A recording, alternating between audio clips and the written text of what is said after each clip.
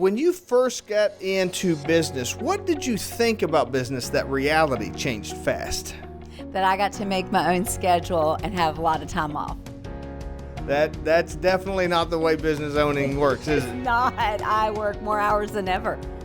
Hello and welcome to the Kanawha Valley Hustlers. This is Joe Justice. I'm here with Tina. Tina, tell me, what's your hustle? Well, insurance agent extraordinaire with a side of singing and fitness. Oh wow, so you're a little bit doing a little bit of everything. Well, tell me about what got you into doing the insurance side of things. Well, we're very complex individuals, and it's fun to have lots of different ideas and hobbies and passions. But in insurance, it was really interesting how my insurance agent came to my house and to write my homeowner's insurance, new home, and I was going to have a baby. It was real apparent. And she said, "You need some life insurance." And I said, "Oh, I have life insurance at work." And she said, "People your age change jobs at least 8 times in their lifetime." And I'm like, "Oh, okay." And she said, "It'd be really cheap, like $5, and we can add it on. And then after you have the baby, we'll write some more." And I said, "Okay." And then she said, "And after you have the baby, I'd be interested in you coming to work for me." So there you got into it. But now you told me that you do a couple other things, singing and some other things. Tell me about those. Okay, so I've been singing since I was like 4. I love it. It's a passion that has never changed. And so one of the fun things I do is sing the national anthem at the Dirty Birds and sing in different places. Of course, at church, which is where I started singing, and I am a worship leader, and I'm a guest worship leader at some other local churches. So I really enjoyed that. And then in 2007, I had a huge transformation physically, just kind of like the last year. And I started teaching fitness classes, and I still to this day teach a dance movement class. Wow, so you do a lot of different kinds of things. What is it that got you doing so many different things and experimenting in so many different areas? Well, I like to be active, and I don't like to be bored. I'm that kid that's like, "Are we there yet? Are we there yet?" Thank goodness they didn't have iPads and phones back in my day and electronic devices. I'm so glad I was not sitting on those all the time. But I would love to be active. Another thing I just picked up after 11 years playing softball on some local teams, and I love softball. I'm pretty sore right now. But listen, I say YOLO, and we all know that you only live once, but the point is live. You live like this is the best day of your life, last day of your life, however you want to look at it. There's a difference between living and existing, and I want to live life to the fullest. When it comes to being a business leader and entrepreneur, what is a mistake that you made early in your career, and what did you learn from it? Well, this is a sales mistake, or anybody who doesn't like rejection, you can't take it personal. And it's so hard. I literally ruminate when I make mistakes or even lose a piece of business. That's really hard. I can't say that I fully learned the lesson, but let it go. Let it go. You can't take everything personally, right? Correct. When is it that what was it that kind of switched flipped that switch on you that made you realize, you have to let things go?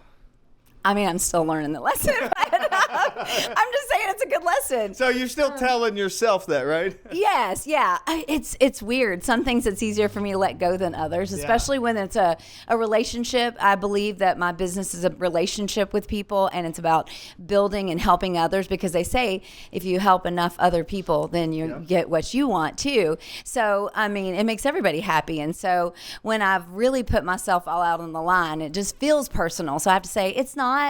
And the exit is all it determines if there's entry again. Yeah, so exactly. That's the point, is like I've had to learn, you just be gracious. And if you did a good job, people tend to come back. They come back. So let me ask you this. What is a common misconception that people might have about being an entrepreneur that you would like to clarify for them? Well, you definitely have to be scheduled. You don't get to sleep in. I think probably one of the things that I'm gonna say this grinds on me is when somebody goes, "Well, I don't have banker's hours and get to go to work whenever I want." And I'm thinking, do you work until midnight? And sometimes people are messaging you at 7. And so I think that that's kind of a thing that is a misconception, that you aren't working because you own a business. Yeah. And entrepreneurs actually work really, really hard. Yeah. And I think you got to stay the course. And even when it's hard, you just stick in it and know your plan. Thank goodness I didn't have to have a plan B, that I've been very blessed and it's worked out really well. And I'm very thankful for that. But, you have to watch your money and just be very conscientious. The business owners don't really have a 9-to-5, right? They do not. And they don't have a bunch of deep pockets either. We're not a big corporation like, some big insurance company. If you want work-life balance, get a job, right? True. But here's the thing. I can't imagine punching a time clock. Right. I literally thought I'd rather work 14 hours a day than do something that's over and I have no meaning and purpose in my life. Yeah, and that's why there's different strokes for different folks, Correct. Different types of businesses, different types of people, different types of jobs. And some people don't even they don't want to handle stress or anxiety. And that absolutely comes with being a business owner, getting started, hiring employees, firing employees. Yeah. Those are hard things. And so you have to be able to want to do hard things.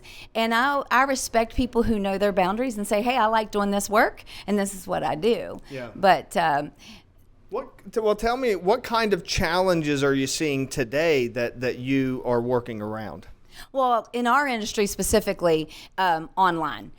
People are they skip the insurance agent, they go online. The downside of that is you don't know what you're choosing. Often I see people not even realize that they got $1,000 or $2,000 deductible. And you're like, did you realize their system quoted you like this? And they leave out important things to save $1. And, AI-driven commercials aren't telling the truth. And so I think as a local independent community insurance agent, we're really fighting to say, hey, it really doesn't cost you more, and it's going to be very valuable if you get into a claim situation. And when you're online, you don't have an advocate. You have just the company. Yeah, absolutely. So rapid fire questions. Are you ready? Yes. What's the best $100 you ever spent in business? Business cards. Business cards. Well, what's been the biggest waste of money looking back at it all? Oh my goodness, some of the advertising that had no ROI. You don't get a name, you don't get a number, you see a face. Don't do it. Just don't. What's one skill that every entrepreneur needs to possess? Time management. What's a skill that you're working on today? Time management. When you started your business, tell me, how long were you in business before it really felt real that you were a business owner? Oh, it felt real immediately because I didn't have any money. But no, I think when you get to about 2 years, you're like, oh my gosh, I'm doing this. And I bought my building at 1 year, and now we're having our 5th anniversary. Yeah. Thank you for coming now. And it feels very real. And what a milestone to make it to 5 years. Yeah. So. All right. So wrapping up then, tell me, Tina, what is one belief, one principle, one rule that you stand by even when all of the haters tell you you're wrong? Never give up. Have hope. All right. If people want to find out more about Providence or singing, I know they can see you at the ballpark, or they want to get involved in your fitness class. If they want to reach out to you, what's the best way for them to get in touch? Well, there's Tina at providenceinsuranceLLC.com. That's my email is the best way. Call the office at 304-807-9931, and we'll get you that way too. And of course, connecting on Facebook, Instagram, all those. Oh, yes. Connect with me. Facebook, Tina White. I'm verified. So. All right, great. Tina, thank you so much for joining us here today. Thank you for watching and listening. This is Joe Justice, the Kanawha Valley Hustler, reminding you to hustle hard, hustle smart, and hustle with a smile.